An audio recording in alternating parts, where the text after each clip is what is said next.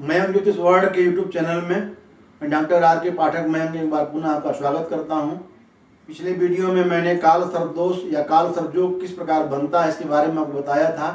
कुंडली में जब राहु और केतु के बीच में शेष 7 ग्रह बैठ जाते हैं तो काल सर्प योग पूर्ण काल सर्प योग बनता है, और यदि 1 या 2 ग्रह इससे परिध से बाहर निकल जाते हैं तो आंशिक काल सर्प योग बनता है। बहुत से लोगों के पास कुंडली नहीं होती है, वो कैसे जान सकते हैं कि उन्हें काल सर्प योग है या नहीं, या कुंडली है भी तो किस समय काल सर्प योग प्रभावित होता है तो व्यक्ति के जीवन में कुछ लक्षण उत्पन्न होते हैं, उसके आधार पर जान सकते हैं कि काल सर्प योग प्रभावी हो रहा है। इस वीडियो में मैं आप सबको बताऊंगा जिनके पास कुंडली है उनके लिए भी, जिनके पास कुंडली नहीं है वे भी लक्षणों के आधार पर जान सकते हैं कि उनके जीवन में काल सर्प योग का प्रभाव चल रहा है और उसका उपाय करके अपनी परेशानी से बच सकते हैं। काल सर्प के योग के कारण यदि व्यक्ति के जीवन में निरंतर बाधाएं आ रही हों तो काल सर्प योग जो है वह उन लोगों को प्रभावी माना जाता है। काल सर्प योग के पीड़ित व्यक्ति के जीवन में बहुत सारी कठिनाइयाँ उत्पन्न होती रहती हैं, जीवन में बहुत संघर्ष रहता है, कोई कार्य पूर्ण नहीं होता है, बार बार उनके कार्यों में व्यवधान आते हैं और पारिवारिक सामाजिक आर्थिक रूप से व्यक्ति बहुत ही पीड़ित रहता है। यदि व्यवहारिक रूप से ऐसे लक्षणों का विवरण यहाँ पर मैं दे रहा हूँ जिससे आप जान सकते हैं कि काल सर्प योग का जीवन में आपके प्रभाव हो रहा है कि नहीं, क्योंकि राहु की महादशा अंतर्दशा में काल सर्प योग का विशेष प्रभाव होता है। पहला लक्षण, यदि व्यक्ति अकारण ही भय, संशय एवं उन्माद या पागलपन आदि की स्थिति से गुजर रहा हो तो समझिए कि वह काल सर्प योग से पीड़ित है। जिस व्यक्ति को जो रात में या दिन में बहुत डरावने सपने आते हों और स्वप्न में किसी कारण जातक डर जाता हो और अचानक जो है वह बुरे स्वप्न देख करके उठकर बैठ जाता हो, ऐसे लोगों की कुंडली में भी काल सर्प योग का प्रभाव हो रहा होता है। यदि व्यक्ति के जीवन में घर में यदि सर्प आदि रेंगने वाले जानवर निकलते हों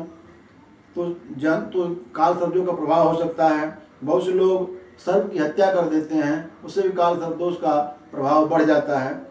यदि सर्प को मारना ही पड़ जाए तो उसका दाह संस्कार अवश्य कर दें, अन्यथा काल सर्प योग से पीड़ित व्यक्ति के लोगों के लिए बहुत ही नुकसानदायक हो सकता है। यदि किसी व्यक्ति के ऊपर बार बार छिपकली, गिरगिट या कोई छोटे मोटे और जीव बार बार गिरते हों, सिर पर कौवा आदि बैठता हो तो भी समझना चाहिए कि काल सर्प योग से प्रभावित वो व्यक्ति है। नींद में बोलने वाले, बड़बड़ाने वाले या नींद में उठकर चलने वाले व्यक्ति भी काल सर्प योग से पीड़ित होते हैं। यदि आकाश में उड़ता हुआ पक्षी अचानक आपको जमीन पर गिर करके मरता हुआ दिखाई दे या आपके सिर पर बैठ जाए तो भी समझना चाहिए कि व्यक्ति को काल सर्प योग है। यदि आपके घर में कोई पक्षी आकर के मर जाए या ऐसी स्थितियां बार बार होती हों तो भी काल सर्प योग से प्रभावित होना माना जा सकता है। यदि उड़ता हुआ पक्षी आपसे अचानक टकराता रहे या बार बार टकराने की स्थितियाँ उत्पन्न हों तो भी समझिए कि काल सर्प योग बन रहा है। आपके घर में यदि अनेक बिल हों और अनेक प्रकार के पक्षी एवं जानवर घर के ऊपर जो है वह बैठते हों तो भी काल सर्प योग के प्रभाव आपके जीवन में हो सकते हैं। यदि आप ऊंचाई पर चढ़ते हो, आपको डर का अनुभव होता हो, हाथ पैर में कंपन होने लगे तो भी समझिए कि काल सर्प योग आपकी कुंडली में बन रहा है। साथ ही साथ जब आपके कार्यों में बार बार व्यवधान उत्पन्न हो रहे हों, कोई कार्य आपका सही ढंग से न हो रहा हो, दाम्पत्य सुख में बाधा हो या जीवन में नौकरी आदि की प्राप्ति में और समस्याएं आती हों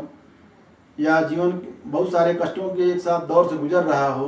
तो भी समझना चाहिए कि आपके जीवन में कहीं काल सर्प योग का प्रभाव हो रहा है। इन लक्षणों में से 2-3 लक्षण भी यदि मिलते हैं तो भी आपके जीवन में जरूर काल सर्प योग है, और उसकी पूजा की विधि जो है इसी जो है यूट्यूब चैनल में आगे आपको बताई जाएगी। ऐसे महत्वपूर्ण विषयों की जानकारी के लिए देखते रहे हमारा मयंक ज्योतिष वर्ल्ड चैनल। बहुत बहुत धन्यवाद।